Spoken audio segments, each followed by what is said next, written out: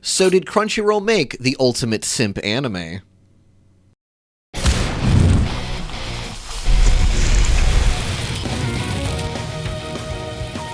You're watching / listening to the Clash KO podcast. This is the show where we talk about why anime sparks so much passion among its fans. I'm Colton Cruz. Brianna Marshall. And I'm Wyatt Garland. Like what you hear, like what you see, subscribe to YouTube or your podcast of your choice so you don't miss out on a knockout discussion. Today we are talking about the new anime from Crunchyroll, Tower of God. Now, obviously, we got a little bit of distance between us. We are practicing social distancing in this time. But, Crunchyroll just landed something very interesting that we had to, get together in some way to talk about. Yeah. So, typically, Crunchyroll, they take anime from Japan, they get it simuldubbed, and they paste it through us through their streaming service. This is something a little different. It's a original, so they're competing with that Netflix original thing, but they've teamed up with as an animation company, I believe, called Webtoon. That they're doing it with, and so it's not even that Netflix original thing where they'll just license an anime and throw it in jail for a while. Hey guys, Colton from the future jumping in here. This is just like the Netflix originals, where a Japanese production company does all of the work, and then a streamer in the United States just sticks its label on it. So if we reference it as anything but that going forward in the future, no, that is not correct, and we just didn't know that at the time. Just steal it? Yeah. Yeah. A little interesting that this is the first choice. I remember, after watching it, I was like, so that wasn't Naruto.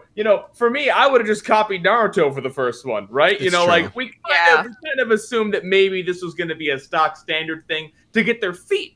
And we would have been completely happy with that. We're like, oh, hey, yeah, this is a typical shonen plot. This is cool. But they appear to have gotten something a little bit more abstract. What's your take? I mean, going in for the first 15 minutes, you're just you're kind of sitting here what the heck is happening? Again, it's very abstract. I think the reason they picked this is this is something different. It's on Webtoon. Let's give it a shot, but we'll just have to see what happens. I guess that is a good point, that it is an existing storyline from Webtoon, kind of. So it's been beta tested, as far as that goes, pretty hard. Yeah. But right, I mean, it came out a while ago, right, Brie? So I'm on Webtoons every single day, and I've looked back and I was like, wow, this has been out since 2014. So it took them 6 years to say, yep, let's do this. So this is a vetted series, apparently. Good for them then. I mean, the first episode, I think for all three of us, our impression was just kind of huh.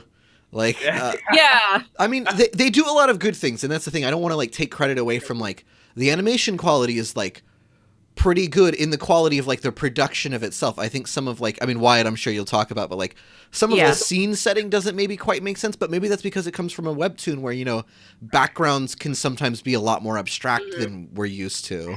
Yeah, and even the style, how it looks, looking back at Webtoon, it's it literally is kind of like a copy and paste where it's this was on Webtoons, but now the same style is on Crunchyroll, which I gotta give it to them, because sometimes if you do a remake of a series, they kind of put their own twist to it, but it looks the same. I like it. To be unapologetically the bare essentials here. As far as animation goes, it doesn't look like they're operating with a budget. It appears they're just sort of pulling through action shots very choppily, sort of intentionally speeding through parts that they clearly can't do or don't feel comfortable doing.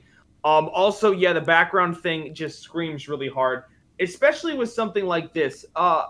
Brief description of what seems to be going on here. A young lady is torn by her desire to see the stars, so she kind of decides to climb the Tower of God, and apparently you get a wish. So it's basically kind of a trial to a wish fulfillment system. What's the Tower of God look like, Wyatt? It looks like a fucking zoomed in back. It's about this close. That's yep. There's no backgrounds. I think there's a couple scenes where they kind of sweatily put something up there. There's one scene where there's a cage, and this cage is apparently just a wall and an abstract energy aura. Later, we're teleported to a real environment, but that's after 20 minutes. So It's definitely Yeah. jarring, and listen, I get it, I understand, right? Like, from a webtoon perspective, drawing a lot of work, like backgrounds. I'm writing comic right now. I know it's tough, it takes time, but like, you'd hope that the whole point of the animation is like, okay, well, now we can at least give some grounding here. And they keep saying the word tower, but like, illustratively, like, they don't. I mean, that would be the simplest thing to communicate. Is to just Even yeah. Tower of Babel, classic. Even in the opening too, it's just like you're like, all right, Tower of God, cool. Where's the tower? I don't know. Maybe they'll explain it later on throughout the series. Right. Maybe it's like, ooh, new opening, bam, tower in front of your face. I don't know. The forces at play here appear to be some sort of gods or demons or some sort of system that has rigged souls from God knows where, like all sorts of dimensions, to a sort of trial. But like, so there's a lot of teleporting, a lot of invisible things popping up, a lot of like, labor saving sort of techniques here. But as far as the environment, yeah, you get tossed around a lot at the start, and it's a little jarring. And like, just on world building, I'm really hoping that that's what episode 2 maybe will bring us, is world building. But like, we in this are just introduced to basically, there's like cliffs / caves where like the boy and this girl he's going after live, and then she wants to get to a tower, and again, like you said, she teleports away. And then he teleports through like a metaphysical gate. Yeah. And then he's in this like testing room, but it's different than, we're told it's different than what she's experiencing. And so he does this whole like metaphysical thing, but then characters are introduced that are called royalty and gatekeepers. And I get that these like sound like they're supposed to be just like, okay, it's like maybe a very metaphysical thing, but it's not animated, I would say, intentionally to be stylistically metaphysical. Yeah. There's a thing, and you mentioned it earlier when you were talking about one of my character designs. It's called signage. You need to sort of like have environments coded and characters coded in ways that inform the viewer, like what is going on. Especially when you're doing an original series off of Crunchyroll, you immediately can assume that everybody in the show who's watching the show can understand, oh, that's supposed to be this from that, because I'm watching Crunchyroll, so I know what anime is. But I mean, the biggest sort of like issue for me is this princess character that's shown. She's wearing like a Japanese. She looks like a schoolgirl, so it's like, what dimension is it? Like, there's like a lot of things that I'm confused. But again, it's the first episode, it's the pilot episode. Who knows what they'll expand? Like, literally 15 minutes, it's like this kid is doing this trial with the princess and other guy, and then he gets warped into this other testing area, which kind of gives me like Hunger Game vibes. So I'm like, is this anime going to be like a Hunger Games type thing?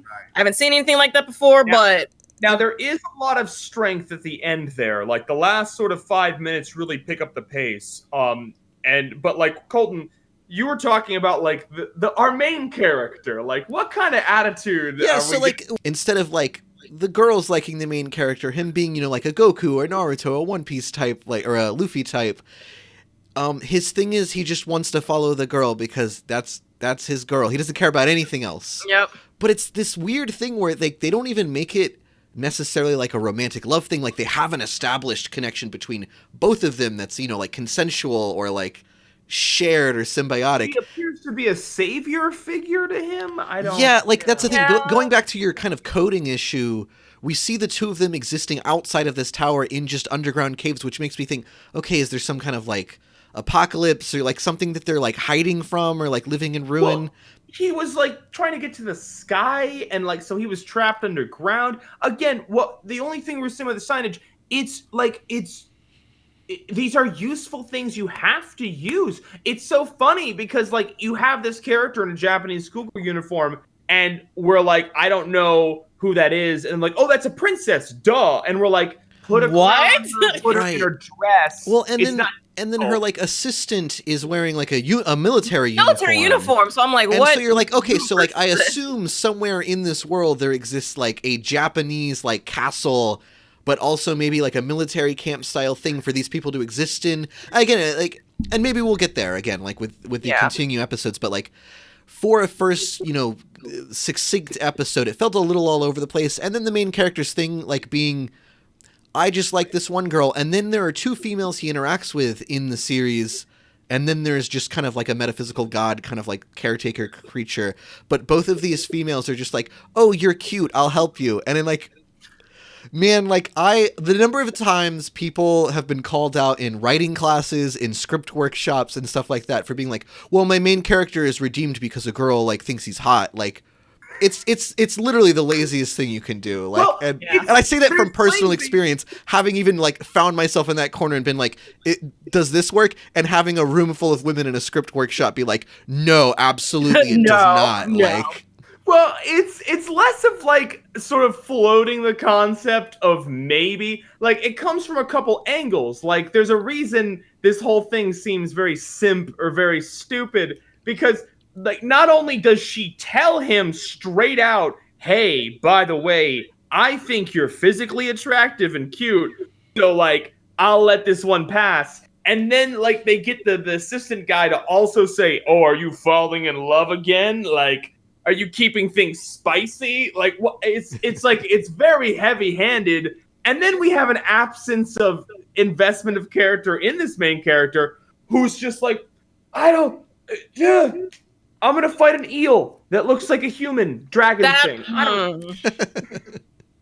But no, Design. I'm excited. the start is confusing, and maybe that's the point, right? Maybe we're the fools. Maybe this is the grand setup, and that smiling rabbit thing was actually like, oh, I'm toying with them.